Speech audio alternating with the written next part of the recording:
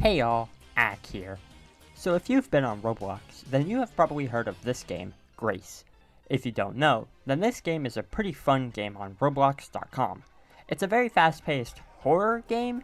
It's similar to games like Doors and Pressure, where you simply just run through these doors and survive entities. There's seemingly no end, and you kinda just see how long you can survive. So today, I decided to rank all of the entities in Grace. So let's just get started on the ranking. Number 8. Goatman. The Goatman is the only entity that isn't part of what I like to call the main gameplay.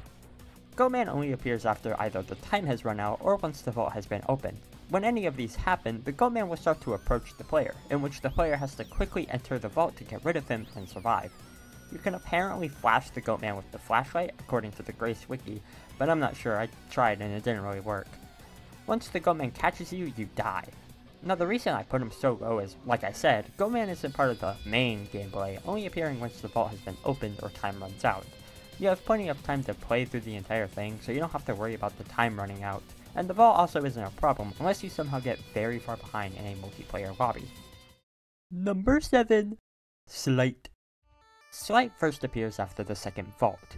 The note for it simply says, "Don't stare," which pretty much means, don't stare at it. How simple. Yeah, it'll mostly spawn in these small halls or these corner rooms with the stairs, with some blue light.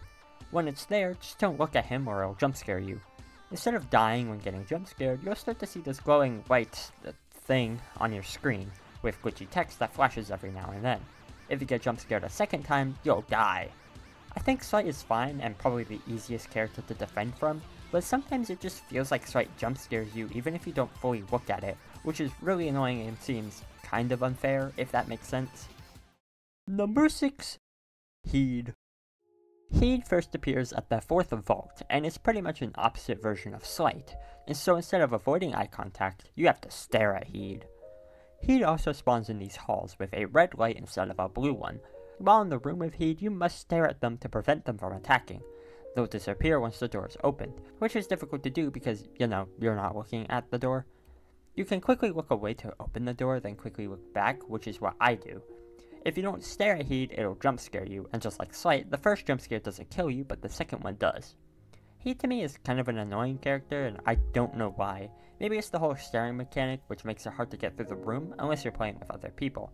I want to say that it feels like Heed slows down the normally fast-paced gameplay, but that doesn't make sense since pretty much everyone else except Slight also does that, and that's like the whole point of the game, I think, being fast so you don't run out of time with these entities trying to both kill you and slow you down.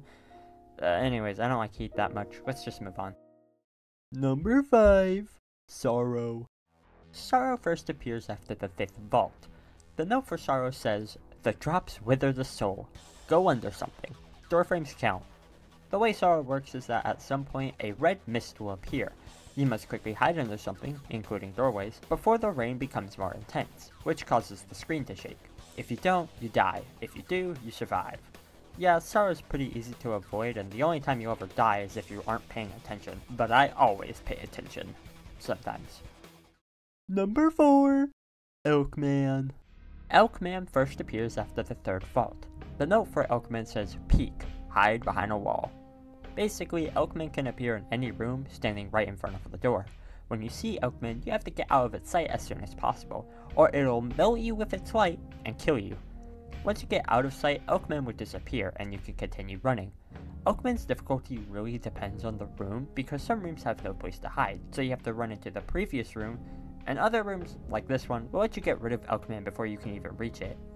Also, Elkman's animation when you stare at it speeds up the more you stare at it, and it looks really goofy, and that's mainly the reason why it's harder than Sorrow. Number 3. Slugfish. Slugfish first appears after the 3rd vault. The note for Slugfish reads, "Get out of its way," and yeah, that's how you survive it. After opening the door, these white flames will appear on the edges of the screen, and when they appear, you need to quickly hug the edges of the hall you're in before Slugfish rushes past. If you aren't on the edges, Slugfish will kill you. Slugfish is really easy to survive from, unless you're just not paying attention like everyone else in this game. I also kinda like Slugfish's design. He's just like a snake thing, and it's kind of awesome. Number 2. Carnation. Carnation is the first entity you can encounter, first appearing when opening door 14. Every 15 doors, these pink flames will appear on the edges of the screen, similar to slugfish, though this time you need to continue to run until you find a hiding spot. Once you find a hiding spot, you need to, well, hide in the hiding spot, and wait until Carnation passes. If you take too long or just don't hide, Carnation kills you. I honestly like Carnation's mechanic, even if it's a little simple.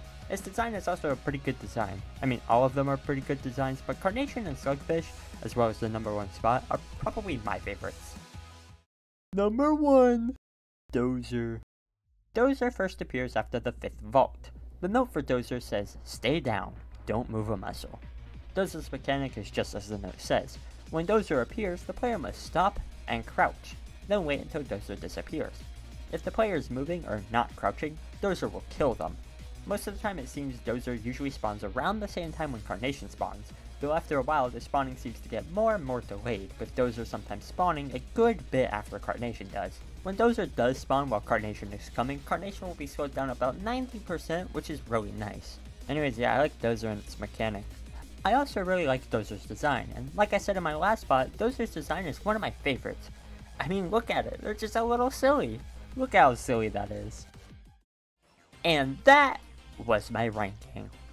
I do gotta say, I really love Grace. It's such a fun game. It was also fun ranking these guys.